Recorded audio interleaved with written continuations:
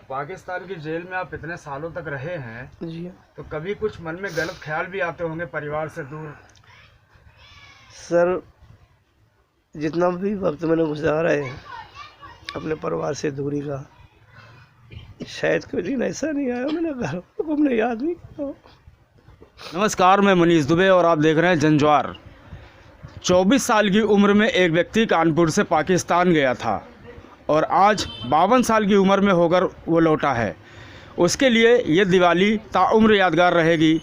शमसुद्दीन हमारे साथ मौजूद हैं। पाकिस्तान की जेल में 8 साल शमसुद्दीन ने गुजारे हैं और 20 साल वहाँ पे यानी पाकिस्तान में उन्होंने निवास किया है। पूरे 28 साल बाद शमसुद्दीन अपने परिवार के बीच दिवाली वाले दिन वापस आए हैं। हम उनसे जानेंगे कि पाकिस्तान का रख रखाव और वहाँ की जेल जो उन्होंने काटी है वहाँ का कैसा जो है क्या माहौल था और आज परिवार के बीच आकर शमसुद्दीन किस तरीके का क्या महसूस कर रहे हैं। तो सर, किस तरीके से आप पाकिस्तान में ये हो गया था ये घटना? सर, यह हमारा एक दोस्त था, उसके रिश्तेदार आए हुए थे यहाँ, उनसे हमारी अच्छी दोस्ती यारी हो गई थी। वो यहाँ 3 महीने के वीज़े पर आए थे, उनके साथ हमारा अच्छा दोस्ताना हो गया था। तो जाते वक्त उनकी मैंने दावत वगैरह करी थी फुल फैमिली की।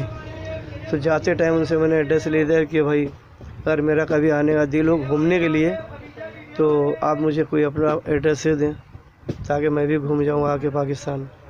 तो उन्होंने मुझे वो एड्रेस दिया था। तो उसके कुछ दिन के बाद हमारी थोड़ा सा वालिद वालदा से गुस्सा गर्मी हो गई थी। तो मैं गुस्से में यहाँ से उठा, पासपोर्ट उठाया और दिल्ली चला गया। वो मुहर्रम की 7 तारीख थी 1992 की, सर्दियों का महीना था थोड़ा। तो वहाँ मैंने वीज़ा अप्लाई किया तो मेरे को 3 महीने का वीज़ा मिल गया तकरीबन। तो मुहर्रम की 7 तारीख को हमारी दिल्ली में खाला थी, उसके यहाँ शरबत न्याज वगैरह शरबत वगैरह पिया और मुहर्रम की 7 तारीख को मैं वहाँ से रवाना हो गया। हालांकि मेरा वीज़ा 3 महीने का था, मेरा कोई रुकने का प्रोग्राम ऐसा नहीं था। सिर्फ गुस्से गर्मी से इसलिए गया था मैं कि दूर हट जाऊँगा थोड़ा सा तो वालिदैन का भी गुस्सा ठंडा हो जाएगा, हम भी भूल भाल जाएंगे। वो चीज़ बताइए, जब पाकिस्तान में आपको वीज़ा एक्सपायर हो गया था, क्या बात ऐसी हो गई? वो असल में 2011 में हमारे को किसी के ज़रिए पता चला, बहरहाल घर वालों के ज़रिए नहीं, किसी के ज़रिए पता चला मेरे को। एक शकीला लड़की थी वहाँ हमारे जानने वालों में से, उसका कोई कांटेक्ट हुआ होगा किसी से, तो उन्होंने हमारी वालदा के इंतकाल का बताया था। लेकिन वो दौर तो जो है 2012 का था। मेरे पास पाकिस्तानी पासपोर्ट मेरा मौजूद था लेकिन वो एक्सपायर हो चुका था। तो इसको रिन्यू कराने के चक्कर में मैं गया था, तो रिन्यू ऑफिस में जमा करा दिया था। फिर जब वहाँ से इंक्वायरी आई तो मेरे घर में ताला देख के आस पड़ोस में पूछा तो आस पड़ोस से उनको ये पता चला कि इनकी फैमिली तो 5-6 साल से नहीं है यहाँ, ये अकेले यहाँ रह रहे हैं। तो उनको कुछ डाउट हुआ मेरा। फिर वो 2-3 दिन के बाद फिर आए टीम के साथ, मेरे को घर से लेके गया ऑफिस अपने यहाँ। ऑफिस ले आने के बाद उन्होंने मुझे से पूछताछ करी, गुस्सा गर्मी करी, गाली गलौज करिया। मैंने जो हकीकत थी उनको सारा पोजीशन मैंने बता दी। उस टाइम मैं रिक्शा चला भी रहा था और मेरे पास 2 गाड़ियाँ मज़ीद और थी, यानी टोटल 3 गाड़ियाँ, एक मोटरसाइकिल, 4 चीज़ें थी वहाँ पाकिस्तान में? हाँ, एक गाड़ी में खुद चला था, 2 मैंने भाड़े पे दी थी। घर के अंदर नई मोटरसाइकिल ला के खड़ी करी थी। बहरहाल 1,30,000 रुपये नकद, पूरी तैयारी थी मेरे आने की। लेकिन वो इंक्वायरी कुछ इस तरीके से हुई कि वो शक की बुनियाद पे हुई, उनको शक हो गया। तो 2-3 दिन के बाद उन्होंने हमारे को कहा चलो ऑफिस में तुम्हारे साथ काम है।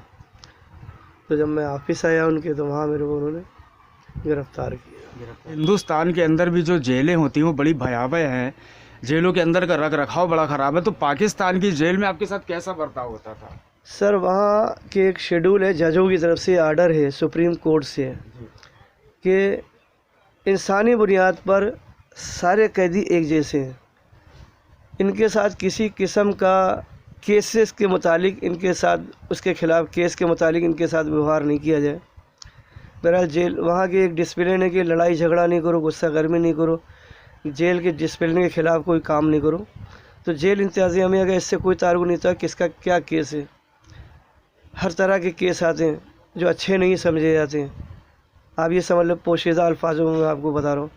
लेकिन उस गवर्नमेंट को जब भी कोई वो नहीं होता है वास्ता, उनके पास कैदी आ गया, जज की अमानत है, तो जेल के अंदर ऐसा कुछ भी नहीं होता बहरहाल।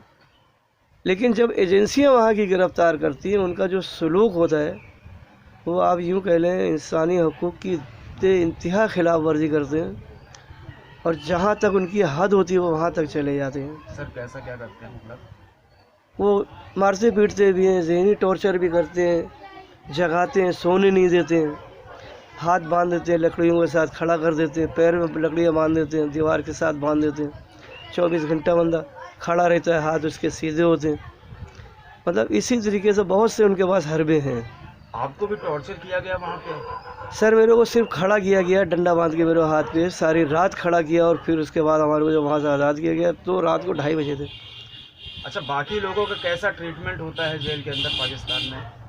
असल में कुछ लोग उनकी शक में ज़्यादा ही होते हैं तो उनके साथ ज़्यादा टॉर्चर करते हैं, और जो सिर्फ ज़्यादा उनको ऊपर यकीन नहीं होता तो वो सबसे पहले उसको भी अरेस्ट करेंगे, लेकिन अरेस्ट करने के बाद जब प्रेस कॉन्फ्रेंस करते हैं ना तो वो सिर्फ रॉ का एजेंट ही उनको करार देते हैं कि मैंने हिंदुस्तान का एक रॉ का एजेंट गिरफ्तार किया। सर आप कितनी उम्र में जो है पाकिस्तान गए थे? सर उस वक्त मेरी उम्र 24 साल थी, सॉरी। 24 साल थी। और इस समय कितनी उम्र है आपकी? 52 साल।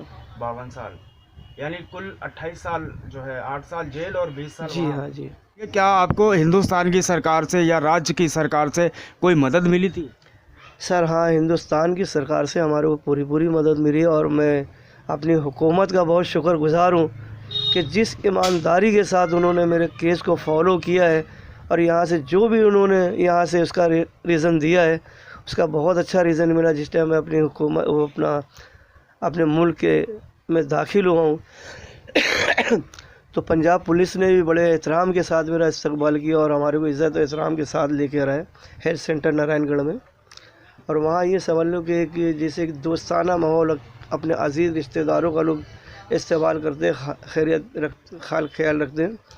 उन्होंने हमारे को घर से खाना ला के खिलाया, बाहर से हमारे पूछते थे, फ्रूट वगैरह भी ला के देते थे, मिठाइयाँ भी खिलाते थे माशाल्लाह। 14 दिन का आपको जो है क्वारंटीन रखा था, वहाँ कैसी व्यवस्था रही? सर मैं वहीं की बात बता रहा हूँ कि बहुत अच्छा ये माहौल रहा है। अब जितनी उनकी मैं तारीफ़ करूँ कम है। सर अब दिवाली वाले दिन आप आए हैं तो ये दिवाली आपको ताउम्र याद रहेगी जी और हाँ परिवार के बीच आकर सर कैसा महसूस कर रहे हैं आप? सर इसकी ज़्यादा खुशी मुझसे ज़्यादा और कौन समझ सकता है कि हमारी सारी कायनात है। भाई इतने सालों बाद परिवार के बीच आए हैं त्योहार के दिन, तो आप लोग कैसा महसूस कर रहे हैं आप? जी बहुत खुश हैं, सब कोई बहुत खुश है, पूरा परिवार ही खुश है। हम लोग को कोई उम्मीद नहीं थी, फिर भी एक उम्मीद थी कि शायद कभी आएंगे, और आए। भाई की गैर मौजूदगी में कुछ दुख होता था? जी बिल्कुल होता था। कुछ भी कोई भी काम पड़ता था, त्यौहार पड़ता तो याद आती थी अम्मी अब्बू को।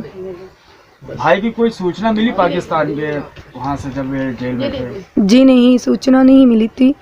2 साल पहले एलआईओ अधिकारी हमारे घर आए थे, उन्होंने हम लोग को खबर दी थी कि आपके भाई जेल में हैं, और उन्हीं के ज़रिए सारी कार्रवाई पूरी करी गई थी। यहाँ से हमने सारे पेपर सबमिट करे थे, उसी के आधार पे शायद आज भाई हमारे घर पे हैं। अच्छा, हमने अभी ये सुना कि एलआईयू अभी भी जो खुफिया तंत्र है वो निगरानी रख रहा है। सर अब ये तो हमें नहीं पता, और रख भी रहे होंगे तो उन्हें क्या है, रखें, कोई डर नहीं है किसी चीज़ का, हमारे घर के हैं वो।